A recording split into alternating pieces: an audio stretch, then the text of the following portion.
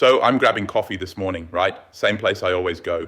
And the barista, girl I've been chatting with for months, she's not there. Neither is the guy who makes the sandwiches. Place is basically running on one person. I ask what happened, and the owner just goes, border problems. And I'm like, what? We're in Pattaya, man. The border's like 5 hours away. What does the border have to do with my coffee?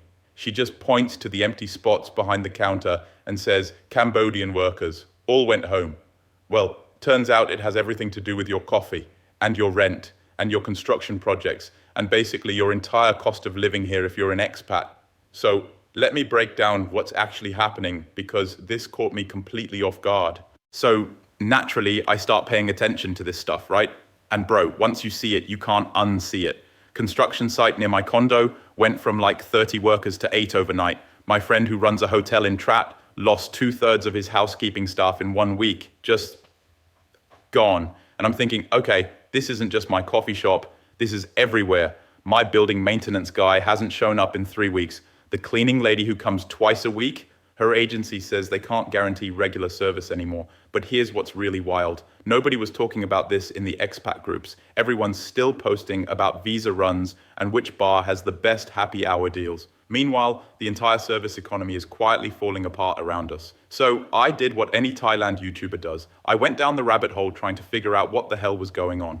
Hey, bro, when I saw these stats, I had to double check them. We're talking about 400,000 to 900,000 Cambodian workers who just left Thailand in weeks. That's like the entire population of Phuket just vanishing.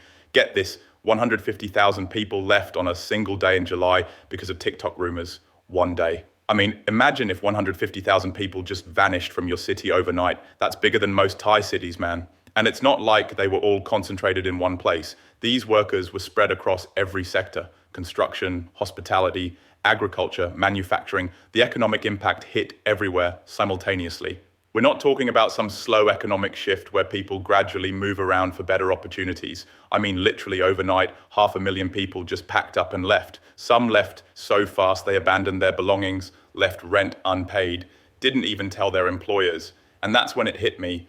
I had no idea how much my daily life depended on these people. So I started really looking at who does what around here. And dude, these weren't just some workers. These were the people keeping this whole thing running. Construction, 70 to 80% Cambodian workers in provinces near the border. Hotels, restaurants, cleaning services, even my condo maintenance. Turns out most of the people making my expat life comfortable were Cambodian. And here's what's wild. I never really thought about it until they weren't there anymore. Like, you don't think about the foundation of your house until it starts shifting, you know? The girl at my coffee shop, the guys building that new condo down the street, the cleaning crew at my gym. I just assumed they'd always be there. Took it completely for granted. So Thailand's like, no problem, we'll get workers from Laos and Myanmar. Sounds simple, right? Wrong. Turns out you can't just replace specialized workers like they're interchangeable parts. Laotian workers tend to prefer service jobs.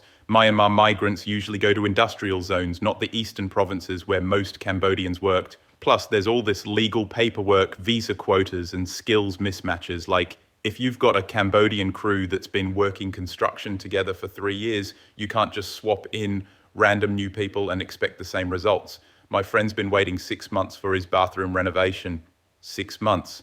The contractor keeps saying next month, because he can't find reliable workers. And the workers they do find, they're charging premium rates because they know they're in demand. Supply and demand, basic economics, but it sucks when you're the one paying for it.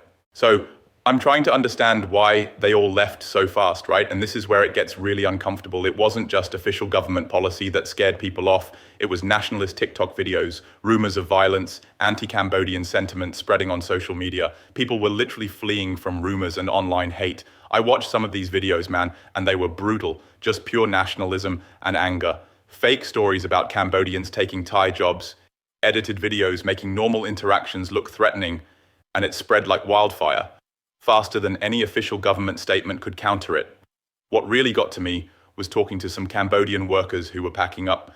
One guy I know who works at a restaurant told me he wasn't even sure if the threats were real, but he couldn't risk it. He's got kids back home. His wife was calling him crying, telling him to come back because everyone on Facebook was saying foreigners weren't safe. Watching this happen in real time, it reminded me how fast the mood can change here, how quickly you can go from feeling welcome to feeling like maybe you should watch your back. Because here's the thing, when nationalism flares up, all foreigners kind of get painted with the same brush. Maybe not immediately, but the sentiment is there. The stares last a little longer, the smiles aren't quite as warm. And it's not just about workers either. Border restrictions started affecting supply chains in ways I never thought about.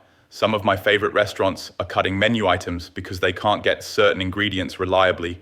That good Cambodian place I used to go to, closed. Owner went back home. The Thai-Cambodian family that ran it said they didn't feel comfortable staying during all the tension. Tourism's taking a massive hit too. Koh Chang resorts are hiring student interns because they can't find experienced staff. A friend of mine who works in tourism says bookings are down 90% in some border areas, even stuff you wouldn't think about. Like there's this guy who used to fix my motorbike, Cambodian dude, really good with bikes, super honest about pricing, haven't seen him in 2 months. Now I got to go across town to find someone who knows what they're doing and they charge twice as much. And here's something that really pisses me off. Some Thai business owners are using this situation to jack up prices even more than necessary. Like, yeah, labor costs went up, but some people are just being opportunistic about it. This whole thing made me realize something uncomfortable, man. I thought I had my Thailand life figured out. Nice routine, good relationships, predictable costs. Felt pretty settled, you know? Turns out I was just riding on political stability I took for granted. All that comfort, all that predictability, it was built on things staying calm between countries I don't even think about most of the time. And that's a weird feeling. Realizing your comfortable life here depends on stuff you have zero control over. Like, I can control my budget, I can control where I live, I can control who I hang out with, but I can't control if two governments decide to have a pissing match that sends 500,000 workers running. It's this reminder that you're always a guest here, even when you've been here for years, even when it feels like home, even when you speak some Thai and know all the local spots and feel like part of the community. The worst part, this probably isn't the last time it'll happen. Border tensions come and go. Social media's not getting any less crazy. Look, I'm not saying panic and leave Thailand. I'm still here, right? But this taught me some stuff I wish I'd known before. First thing, and this sounds boring, but hear me out, I'm actually reading those contracts now, trying to lock in fixed prices where I can. My lease renewal, I negotiated a longer term at a fixed rate because who knows what rents will do if more disruptions happen. And honestly, I'm paying more attention to regional news now, ASEAN politics, border disputes, trade stuff I used to ignore, because apparently it affects my daily life way more than I thought. I'm also avoiding big financial commitments during politically tense periods, like maybe don't buy that condo right when two countries are having diplomatic issues, you know? But here's the big one. I'm diversifying my service providers. Instead of relying on one contractor, one cleaning service, one motorbike guy, I'm building relationships with multiple options. Because if one disappears overnight, I'm not left scrambling. So I did some research, and this has happened before. Priya Vihar temple disputes in 2009 to 2011 caused similar worker movements. Thailand and Cambodia have this history of tensions flaring up every few years over temples, territory, trade disputes. But social media makes it spread way faster now. Back then, rumors traveled slowly through word of mouth or traditional media. Now, one viral TikTok video can send 150,000 people running in 24 hours. The difference is back then I wasn't living here, watching it happen in real time. I wasn't the one dealing with the construction delays and service disruptions and price increases. It's one thing to read about political tensions in the news. It's another thing to watch your favorite restaurant close because the family felt unsafe staying. And here's what's really sobering. This isn't just a Thailand-Cambodia thing. Similar dynamics could play out with Myanmar workers, Laotian workers, any of the migrant labor that keeps Southeast Asian economies running. Because let's be real, there's probably going to be a next time. Thailand and Cambodia will probably have another diplomatic spat at some point.